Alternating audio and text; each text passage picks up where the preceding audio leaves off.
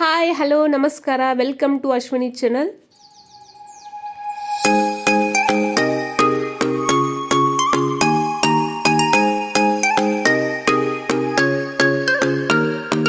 ನಾನಿವತ್ತು ಮಾಡ್ತಾ ಇದ್ದೀನಿ ಹೆಲ್ದಿ ಸ್ಪ್ರೌಟ್ಸು. ಮೊದಲಿಗೆ ನಾವು ರಾಗಿ ಮತ್ತು ಜೋಳನ ತೊಳೆದ್ಬಿಟ್ಟು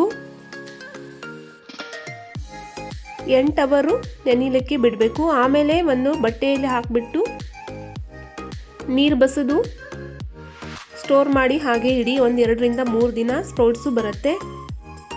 ಹಾಗೆ ನಾನು ಕಡಲೆ ಬೀಜ, ಬಟಾಣಿ ಕಾಳು, ಕಡಲೆಕಾಳನ್ನು 8 ಅವರು ನೆನೆಸಿದ್ದೀನಿ. ಮೊದಲಿಗೆ ನಾವು ಸ್ಪ್ರೌಟ್ಸು ಬರೆಸಿ ಆಮೇಲೆ ಇಡಬೇಕಾಗತ್ತೆ. ನಾವು ಸ್ಪ್ರೌಟ್ಸ್ ಮಾಡಬೇಕಾದ್ರೆ ನೆನೆಸ್ಕೊಂಡ್ರೆ ಆಗತ್ತೆ. ಫಸ್ಟಿಗೆ ನಾವು ರಾಗಿ ಮತ್ತು ಜೋಳನ ಬೇಯಿಸ್ಕೊಳ್ಳೋಣ. ಯಾಕಂದರೆ ರಾಗಿ ಮತ್ತು ಜೋಳ ಬೇಯಲಿಕ್ಕೆ ಸ್ವಲ್ಪ ಟೈಮ್ ತೊಗೊಳತ್ತೆ. ಅದಕ್ಕೋಸ್ಕರ ನಾನು ಮತ್ತೆ ಒಂದ್ಸಲ ತೊಳೆದ್ಬಿಟ್ಟು ಕುಕ್ಕರ್ಗೆ ಹಾಕ್ತಾಯಿದ್ದೀನಿ. ಸ್ವಲ್ಪ ಉಪ್ಪು ಹಾಕ್ಕೊಂಡು 3 ರಿಂದ 4 ವಿಸಲ್ ಕೊಟ್ಟು ಬೇಯಿಸ್ಕೊಳ್ಳೋಣ. ಬೇಕಾದರೆ ಒಂದು ಸ್ವಲ್ಪ ಎಣ್ಣೆ ಹಾಕ್ಕೊಳ್ಳಿ, ಬೇಗ ಬೇಯುತ್ತೆ. 3 ವಿಸಲ್ ಆದಮೇಲೆ ಈ ರೀತಿ ಆಗಿದೆ ನೋಡಿ. ರಾಗಿ ಮತ್ತು ಜೋಳ ಸಾಫ್ಟ್ ಆಗಿದೆ. ತಿರ್ಗಾ ಅದೇ ಕುಕ್ಕರಲ್ಲಿ ನೆನೆಸಿರುವಂತಹ ಶೇಂಗಾ, ಬಟಾಣಿ, ಕಡಲೆ ಕಾಳು ಹಾಕ್ಬಿಟ್ಟು ತಿರ್ಗಾ ನಾವು 2 ರಿಂದ 3 ವಿಸಲ್ ಕೊಡೋಣ. ಮತ್ತೆ ಸ್ವಲ್ಪ ಬಿಸಿ ನೀರು ಹಾಕ್ಕೊಳ್ಳಿ. ನಾವು ಸ್ಪ್ರೌಟ್ಸ್ ತಿನ್ನೋದ್ರಿಂದ ಹೆಲ್ತ್ಗೆ ತುಂಬ ಒಳ್ಳೆಯದು. ವೆಯ್ಟ್ ಲಾಸ್ ಮಾಡುತ್ತೆ. ಹೇರ್ಗಂತೂ ತುಂಬ ಒಳ್ಳೆಯದು, ಸ್ಕಿನ್ನಿಗಂತೂ ತುಂಬ ಒಳ್ಳೆಯದು. ಸ್ವಲ್ಪ ಇಂಗು ತಗೊಳ್ಳಿ, ಅದರೊಳಗೆ ಸ್ವಲ್ಪ ಜೀರಿಗೆ, ಬೆಳ್ಳುಳ್ಳಿ ಹಾಕಿಬಿಟ್ಟು ಕುಟ್ಬಿಟ್ಟು ಸೈಡಿಗೆ ಇಟ್ಬಿಡಿ. ರಾಗಿ ದೇಹಕ್ಕೆ ತುಂಬ ತಂಪು ಮಾಡುತ್ತೆ.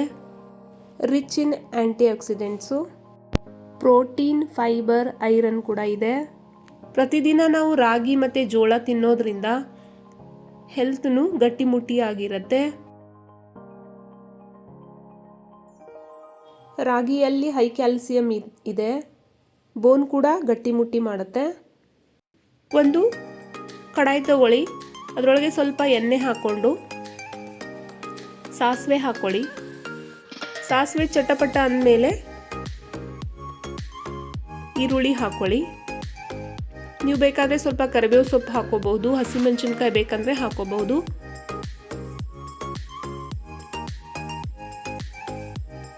ಈರುಳ್ಳಿ ಫ್ರೈ ಆಗಲಿಕ್ಕೆ ಒಂದು ಸ್ವಲ್ಪ ಉಪ್ಪು ಹಾಕ್ಕೊಳ್ಳೋಣ. ಉಪ್ಪು ಹಾಕಿದ್ರೆ ಏನಾಗುತ್ತೆ, ಬೇಗ ಈರುಳ್ಳಿ ಫ್ರೈ ಆಗುತ್ತೆ. ಈ ರೀತಿ ನಾವು ವಾರದಲ್ಲಿ 2 ರಿಂದ 3 ಬಾರಿ ತಿನ್ನೋದ್ರಿಂದ ಹೆಲ್ದಿನೂ ಇರುತ್ತೆ, ಮಕ್ಕಳಿಗೂ ಟೇಸ್ಟಿಯಾಗಿ ಫುಡ್ ಸಿಗುತ್ತೆ. ಬಾಕ್ಸ್ಗೆ ಅಥವಾ ಈವ್ನಿಂಗ್ ಟೈಮ್ ಸ್ನ್ಯಾಕ್ಸ್ಗೆ ಈ ರೀತಿ ನಾವು ಮಾಡ್ಕೊಂಡು ತಿನ್ನಬಹುದು. ಇವಾಗ ಕುಟ್ಟಿರುವಂಥ ಬೆಳ್ಳುಳ್ಳಿ, ಇಂಗು, ಜೀರಿಗೆನ ಹಾಕಿ ಫ್ರೈ ಮಾಡ್ಕೊಳ್ಳೋಣ.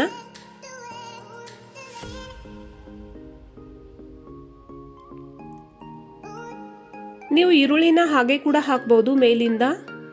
ನಾನು ಫ್ರೈ ಮಾಡಿ ಹಾಕ್ತಾ ಇದ್ದೀನಿ. ಸ್ವಲ್ಪ ಚಾಟ್ ಮಸಾಲ ಹಾಕೊಳ್ಳಿ.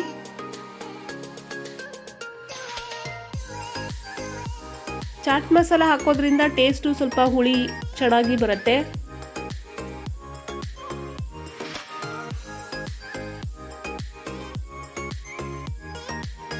ಸ್ವಲ್ಪ ಅರಿಶಿನ ಪುಡಿ ಹಾಕೊಳ್ಳಿ.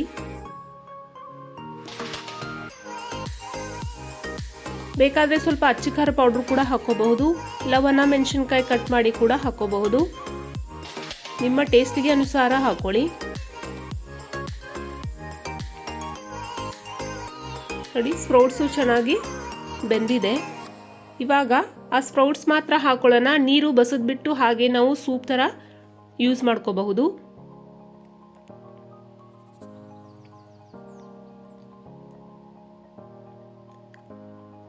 ಚೆನ್ನಾಗಿ ಫ್ರೈ ಆದಮೇಲೆ ಗ್ಯಾಸ್ ಆಫ್ ಮಾಡ್ಕೊಳ್ಳೋಣ. ಕಟ್ ಮಾಡಿರುವಂಥ ಟೊಮ್ಯಾಟೊ ಹಾಕೊಳ್ಳೋಣ. ಕಟ್ ಮಾಡಿರುವಂಥ ಕೊತ್ತಂಬರಿ ಸೊಪ್ಪು,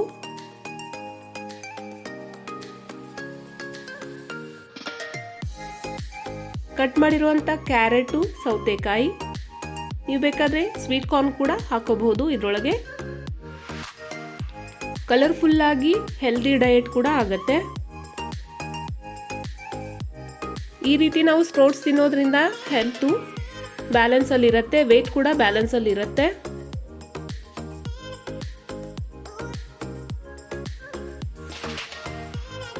ಒಂದು ಅರ್ಧ ಲಿಂಬೆ ಹಣ್ಣನ್ನು ಹಿಂಡೋಣ.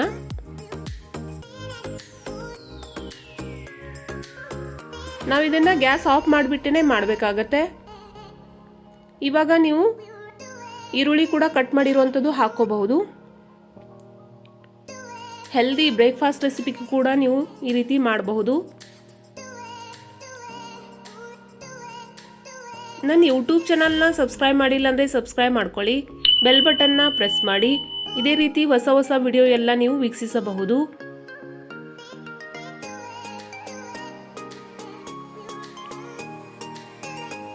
ಇಲ್ಲಿ ನೋಡಿ, ರುಚಿಕಟ್ಟಾದ ಸ್ಪ್ರೌಟ್ಸು ರೆಡಿಯಾಗಿದೆ.